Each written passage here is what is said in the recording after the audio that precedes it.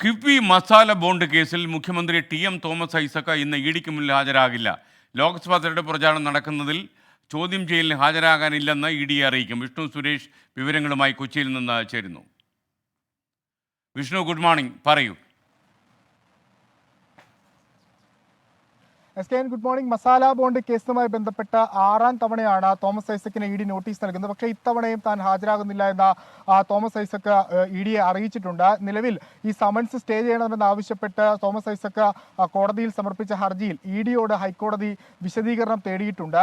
നേരത്തെ ഹൈക്കോടതി തോമസ് ഐസക്കിനോട് പറഞ്ഞത് അറസ്റ്റ് ഉണ്ടാകില്ലെന്ന് ഉറപ്പാണ്. അതുകൊണ്ട് തന്നെ അദ്ദേഹത്തിന് വ്യക്തിപരമായി തീരുമാനിക്കാം ഇ ഡിക്ക് മുന്നിൽ ഹാജരാകണമോ വേണ്ടയോ എന്നുള്ളത്. തോമസ് ഐസക് വ്യക്തമാക്കുന്നത് ഇ ഡിയുടെ സമൻസ് അത് അടിസ്ഥാനരഹിതമാണ്, നിയമവിരുദ്ധമാണ്. ഈ കേസിൽ അല്ലെങ്കിൽ ഇതുമായി ബന്ധപ്പെട്ട് കിഫ്ബിയാണ് മറുപടി പറയേണ്ടതെന്ന് കോടതി തന്നെ നിർദ്ദേശിച്ചിട്ടുണ്ട്.